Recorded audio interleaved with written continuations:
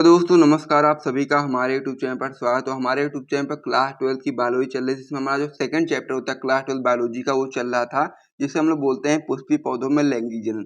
तो इस चैप्टर में अभी तक हम लोगों ने लेक्चर नंबर 6 तक देख लिया था और आज का वीडियो आपका इस चैप्टर का लास्ट वीडियो होने वाला नहीं कि लेक्चर नंबर 7 जो आपका होने वाला है, वो अगर आप लोग पढ़ ले जाते हो 1 से 7 तक तो फिर आपका ये चैप्टर पूर्ण से कंप्लीट हो जाएगा। आज आपका ये लास्ट लेक्चर होने वाला है, उसके बाद में फिर आपका जो चैप्टर होगा पूर्ण से कंप्लीट हो जाएगा। तो इसीलिए आप वीडियो को बिल्कुल भी स्किप मत करिएगा, शुरू से लेकर के अंतिम तक देखिएगा। सारी चीज़ें मैं आपको यहाँ पर अच्छे से क्लियर कराने वाला हूँ, तो ये वीडियो बहुत ही महत्वपूर्ण होने वाली है, इसीलिए आप लोग वीडियो को बिल्कुल भी स्किप मत करिएगा। तो चलिए वीडियो को स्टार्ट करते हैं बिना टाइम को वेस्ट करते हुए। और साथ ही में जो लेक्चर नंबर 7 रहने वाला है, उसमें जो हम लोग महत्वपूर्ण टॉपिक पढ़ने वाले हैं, आइए हम उसको देखना शुरू कर देते हैं। तो वीडियो में आगे बढ़ने से पहले मैं आपको बताना चाहता हूँ कि यदि आपको इस प्रकार से नोट्स वगैरह चाहिए तो आप लोग हमारा टॉपर ग्रुप ज्वाइन कर सकते हैं, जिसका चार्ज 499 रखा गया है, जिसके अंतर्गत आपको फिजिक्स केमिस्ट्री बायोलॉजी के बेस्ट हैंड नोट्स, साथ ही में इंपॉर्टेंट क्वेश्चन आंसर दिए जाते हैं और साथ ही में इंग्लिश प्लस हिंदी के भी इंपॉर्टेंट क्वेश्चन आंसर आपको दिए जाते हैं। नंबर हमारा हो जाता है 9793 94 0081। जिसको भी चाहिए होगा वो लोग इस नंबर पे व्हाट्सएप पर मैसेज करेंगे, उनको वहाँ पर सारी जानकारी मिल जाएगी। तो चलिए अब हम लोग अपने लेक्चर नंबर 7 की ओर बढ़ते हैं और जो टॉपिक आज की वीडियो में हम लोग करने वाले हैं उसको जल्दी से कंप्लीट करके इस चैप्टर को हम लोग पूरी तरीके से समाप्त कर देते हैं। तो चलो अगले पेज पर आ जाते हैं। तो पिछली वीडियोस में हम लोगों ने पढ़ा था निषेचन पश्च घटनाओं तक। क्या पढ़ा था हम लोगों ने? सबसे पहले हम लोगों ने पुष्प के बारे में समझा, फिर निषेचन पूर्व घटनाओं में जो 2 घटनाएं थी उसको क्लियर किया, उसके बाद फिर निषेचन के बारे में समझा और उसके बाद फिर लास्ट टॉपिक जो आपका बचता है निषेचन पश्च घटनाएं, उसमें भी हम लोगों ने एक टॉपिक को क्लियर कर लिया। तो निषेचन पश्च घटनाएं में आपके यहाँ पर 3 टॉपिक होते हैं। पहला आपका होता है भ्रूणपोष का विकास, दूसरा आपका होता है भ्रूण एवं इसका विकास, तीसरा आपका होता है बीज व फिर फल का विकास। तो यहाँ पर हम लोगों ने भ्रूणपोष का विकास तक समझ लिया था। आज की इस वीडियो में हम लोग भ्रूण एवं इसका विकास, साथ ही में बीज व फल का निर्माण समझ लेंगे और ये चैप्टर आपका पूर्ण से कंप्लीट हो जाएगा। तो चलिए हम लोग समझते हैं भ्रूण एवं इसके विकास के बारे में, फिर हम लोग बीज व फल के निर्माण के बारे में भी समझेंगे और चैप्टर कंप्लीट हो जाएगा। तो चलिए अब हम लोग अगले पेज पर आ जाते हैं और भ्रूण एवं उसके विकास के बारे में समझते हैं। तो यहाँ पर आप हेडिंग लगा दोगे भ्रूण एवं इसका विकास। तो किस प्रकार से इसका विकास होता है ये समझते हैं। तो जब दोगे कि जब निषेचन के बाद युग्मनज बनेगा तो युग्मनज में किस प्रकार से वो आगे चल करके भ्रूण का विकास होगा, आइए समझते हैं। सबसे पहले क्या होगा, युग्मनज होगा। तो युग्मनज में आपका अनुप्रस्थ विभाजन होगा, इससे 2 कोशिकाएं बनेंगी। ऊपर वाली कोशिका को हम लोग अग्रस्थ कोशिका बोलेंगे और नीचे वाली कोशिका को हम लोग आधारी कोशिका बोलेंगे। फिर जो अग्रस्थ कोशिका होगी उसमें क्या होगा, उदग्र विभाजन होगा, जिससे ऊपर 2 कोशिकाएं बन जाएंगी और नीचे वाली में क्या होगा, अनुप्रस्थ विभाजन होगा, जिससे आपके नीचे भी 2 कोशिकाएं बन जाएंगी।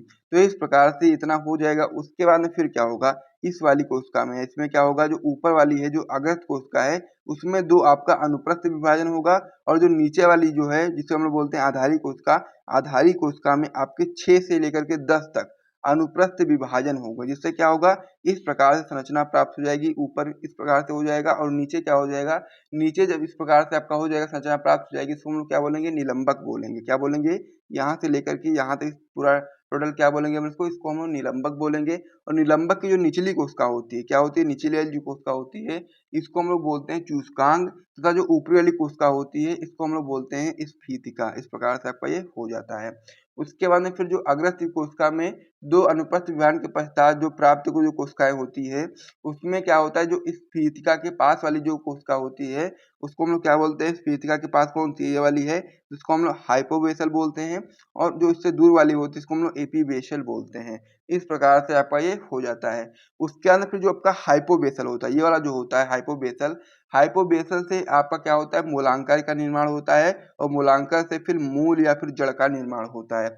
वहीं पर जो आपका एपीबेसल है, ये वाले जो है उसका, इससे क्या होगा, बीज पत्र का निर्माण होगा और साथ ही में प्रांकुर का निर्माण होगा। प्रांकुर से आपका तना तथा पत्ती का निर्माण होगा। तो इस प्रकार से आपको ये समझना है कि युग्मनज में सबसे पहले अनुप्रस्थ विभाजन होगा, जिससे आपकी 2 कोशिकाएं बनेंगी। ऊपर वाली कोशिका को अग्रस्थ और नीचे वाली कोशिका को उदारी कोशिका बोलेंगे। फिर अग्रस्थ कोशिका में उदग्र विभाजन होगा, जिससे 2 कोशिकाएं बनेगी और अनुप्रस्थ विभाजन होगा किसमें, आधारी वाली कोशिका में, इसमें 2 कोशिकाएं बनेंगी। फिर जो आपका अनुप्रस्थ विभाजन होगा किसमें, उदग्र कोशिका में 2 अनुप्रस्थ विभाजन होगा और आधारी कोशिका में आपके 6 से लेकर के 10 तक अनुप्रस्थ विभाजन होगा, जिससे इस प्रकार की संरचना प्राप्त होगी। इस वाली पूरी संरचना को हम लोग निलंबक बोलेंगे। निलंबक की सबसे निचली इकाई को हम लोग सूचकांक बोलेंगे। ऊपर सबसे इसको हम लोग स्फीतिका बोलेंगे और साथ ही में स्फीतिका के पास वाली जो कोशिका होगी इसको हम लोग हाइपोबेसल बोलेंगे और उससे जो दूर वाली होगी इसको हम लोग एपीबेसल बोलेंगे। हाँ, हाइपोबेसल से आपका मूलांकर या फिर मूल या फिर जड़ का निर्माण होगा और एपीबेसल से आपका बीज पर प्रांकुर तना तथा पत्ती का निर्माण होगा। इस प्रकार से आपका यही होता है। अब इन्हीं चीज़ों को हम लोग को यहाँ पर लिख देना है। जिन-जिन चीज़ों को मैंने आपको बताया है वही चीज़ें हम लोग इसको लिख देंगे। तो किस प्रकार से लिखेंगे आइए देख लेते हैं। तो आप यहाँ बताओगे कि ह्यूमनज जायगोट में अनुपस्थ विभाजन के फलस्वरूप 2 कोशिका का निर्माण होता है। एक कोशिका निभाग की ओर होती है जिसे हम लोग आग्रस्थ कोशिका तथा दूसरी कोशिका जो बीजांड द्वार की ओर होती है उसे हम लोग आधारी कोशिका बोलते हैं। आग्रस्थ कोशिका में उदक विभाजन तथा आधारी कोशिका में अनुप्रस्थ विभाजन होता है, जैसा कि मैं आपको पहले ही बता चुका हूँ। उसके बाद फिर अब आग्रस्थ कोशिका में 2 अनुप्रस्थ विभाजन तथा आधारी कोशिका में 6 से लेकर के 10 अनुप्रस्थ विभाजन होता है। आधारी कोशिका में 6 से 10 अनुप्रस्थ विभाजन के पश्चात प्राप्त संपूर्ण कोशिका को निलंबक बोलते हैं और निलंबक की जो निचली कोशिका होती है उसको हम लोग सूचकांक तथा ऊपरी कोशिका को हम लोग स्फीतिका बोलते हैं, जैसा कि आप लोग चित्र में देख पा रहे होंगे। ठीक है, फिर आगे आप लोग बताएंगे कि आग्रस्थ कोशिका में 2 अनुप्रस्थ विभाजन के पश्चात प्राप्त कोशिकाओं में से जो आपकी स्फीतिका के पास वाली जो उपस्थित कोशिका होगी उसको हम हाइपोबेसल बोलेंगे और अग्रस्थ कोशिका के ऊपरी कोशिका के हम लोग क्या बोलेंगे एपीबेसल बोलेंगे। हाइपोबेसल कोशिका से मूलांकर का निर्माण होता है, फिर मूलांकर से मूल या जड़ का निर्माण होता है और एपीबेसल से बीज पत्र एवं प्रांकुर का निर्माण होता है और प्रांकुर से तना एवं पत्ती का निर्माण होता है। तो इस प्रकार से आपका ये हो जाता है द्विबीजपत्री में भ्रूण का विकास। आगे आप बता सकते हैं कि इसी प्रकार द्विबीजपत्री में भ्रूण का विकास होता है और नया पौधा बनता है। अब यहाँ पर एक बीजपत्री के बारे में भी समझ लीजिए कि द्विबीजपत्री की तरह ही एक बीजपत्री पादपों में भी भ्रूण का विकास होता है, परंतु एक बीजपत्री जो पौधे होते हैं उसमें केवल एक बीजपत्र का निर्माण होता है। ये चीज आपको यहाँ पर याद रखना है, बाकी सारी चीजें सेम रहती हैं। तो भ्रूण एवं इसका विकास आप लोगों ने समझ लिया होगा। यहाँ तक आप लोग देख लीजिए एक बार फिर से, फिर हम लोग अगले पेज पे बढ़ते हैं और वहां पर आप लोग समझेंगे बीज एवं फल के निर्माण के बारे में। ठीक है, तो इस पेज को मैं यहाँ पर हटा देता हूँ। अब हम लोग यहाँ पर देखने वाले हैं बीज एवं फल के निर्माण के बारे में। तो सबसे पहले हम समझते हैं कि बीज का निर्माण किस प्रकार से होता है। तो आप लोग बताएंगे कि द्विनिषेचन क्रिया के फलस्वरूप बीजांड में अनेक परिवर्तन होते हैं, जिसके परिणाम स्वरूप बीजांड से बीज का निर्माण होता है।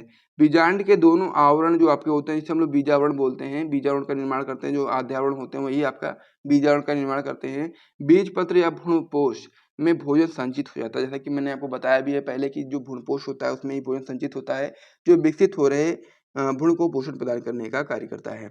इसमें पानी की मात्रा धीरे धीरे कम हो जाती है और भ्रूण जो होता है वो सुप्ता अवस्था में चला जाता है। इस प्रकार बीजावरण से घिरी संरचना को ही हम लोग क्या बोलते हैं, बीज बोलते हैं। बहुत ही सिंपल सा है, इसे आप लोग 2 बार पढ़ोगे ना तो आपको क्लियर समझ में आ जाएगा। तो बीज का निर्माण किस प्रकार से होता है उसे आप लोगों ने समझ लिया है। अब हम लोग आगे बढ़ेंगे और फल के निर्माण के बारे में समझते हैं अगले पेज पर। इस पेज को मैं यहाँ पर हटा देता हूँ। तो अब फल का निर्माण कैसा होता है उसको भी आइए देख लेते हैं। तो इसमें आप बताएंगे कि फल एक परिपक्व अंडाशय, यानी कि जब अंडाशय परिपक्व हो जाएगा तो वही आपका फल बनता है और जिस समय बीज का निर्माण होता है उसी समय अंडाशय फूलकर वह रसीला बड़ा फल का निर्माण होता है। अंडाशय की भित्ति से फल भित्ति का निर्माण होता है। तो जब फल के निर्माण में केवल अंडाशय भाग लेता है तो उससे हम लोग प्रकार की कई कह सकते हैं कि तो इस प्रकार की जो फल होता है उसको हम लोग सत्य फल बोलते हैं। ये चीज आपको यहाँ पर याद रखना है कि जब फल के निर्माण में केवल अंडाशय भाग लेगा तो आपका सत्य फल कहलाएगा, लेकिन अगर अंडाशय के अलावा और भी चीजें भाग ले रही हैं तो फिर वो आपका असत्य फल होगा और सत्य फल जैसे कि आपका आम हो जाता है। तो इस प्रकार से फल का निर्माण भी आप लोग समझ गए होंगे कि जो फल का निर्माण होता है वो अंडाशय से होता है और एक परिपक्व अंडाशय ही फल का निर्माण करता है। तो ये चीज आपको समझ में आ गया होगा। एग्जाम्पल में आप लोग आम दे सकते हो। फिर हम लोग आगे बढ़ते हैं और निषेचन के बाद पुष्प चक्रों में निम्नलिखित परिवर्तन कौन कौन से आते हैं, जैसा कि मैंने आपको बताया था बाह्य दलपुंज के बारे में, दलपुंज के बारे में, उमंग जायांग के बारे में। तो उनमें क्या परिवर्तन आते हैं निषेचन के बाद, आइए उसको समझ लेते हैं। सबसे पहले हम लोग बात करते हैं बाह्य दलपुंज के बारे में। इसमें आप लोग बताएंगे कि अलग हो जाते हैं तथा कुछ पौधों के तो फलों में लगे रहते हैं। इस प्रकार से बाह्य दलपुंज जो होते हैं वो पौधों से अलग हो जाएंगे या तो कुछ पौधों में फलों में लगे रहते हैं। दूसरा पॉइंट आपका इसमें हो जाता है दलपुंज सूख करके निकल जाते हैं। दलपुंज क्या करते हैं, सूख करके निकल जाते हैं। तीसरा पॉइंट आपका होता है पुमंग यानी कि स्त्री केसर जो पुमंग यानी कि पुंकेसर जो आपका होता है नर युग्म जिसमें बनता है वही आपका पुमंग होता है। पुमंग भी सूख करके नष्ट हो जाता है। चौथा पॉइंट आपका होता है जायांग जो कि आपका स्त्री केसर होता है। स्त्री केसर के वर्तिकाग्र वर्तिका सूख जाते हैं तथा अंडाशय जो होता है फल एवं बीजांड बीज का निर्माण करता है। क्या होता है, अंडाशय फल का निर्माण करेगा, बीजांड बीज का निर्माण कर देगा और इस प्रकार से निषेचन के बाद पुष्प चक्रों में ये सारी परिवर्तन देखने को मिल जाते हैं। तो इस प्रकार से वाला जो टॉपिक था ये भी आपका क्लियर हो गया है। अब हम लोग इसमें आगे बढ़ते हैं। अब यहाँ पर 3 महत्वपूर्ण परिभाषाएं आपको समझ लेनी है जो कि आपके बोर्ड एग्जाम में अक्सर आ जाती हैं। पहला आपका होता है अनिषेक जनन या फिर हम लोग बोल सकते हैं अनिषेक फलन भी बोल सकते हैं। तो क्या होता है अनिषेक जनन या फिर फलन, आइए देख लेते हैं। उसमें आप बताओगे कि वह क्रिया जिसमें बिना निषेचन के ही फल का विकास हो जाता है अनिषेक जनन या अनिषेक फलन कहलाता है। इस प्रकार से बने फल में बीज नहीं होता है, जैसे कि अंगूर केला आदि जो हो गए ये आपके अनिषेक जनन के उदाहरण हैं। आप लोग देख सकते हो, बहुत ही सिंपल सी परिभाषा भी इसकी है कि वह क्रिया जिसमें बिना निषेचन के ही फल का निर्माण हो जाए अनिषेक जनन कहलाएगा और इस प्रकार से बने फल में बीज का निर्माण नहीं होता है। एग्जाम्पल में अंगूर केला आदि हो जाएगा और इसे आप लोग याद कर लीजिए, बोर्ड एग्जाम में बहुत बार क्वेश्चन इस प्रकार से आते हैं, तो इसे आप लोग याद करे रहोगे तो आपको दिक्कत नहीं होगी। दूसरा आपका इसमें परिभाषा है असंग जनन की।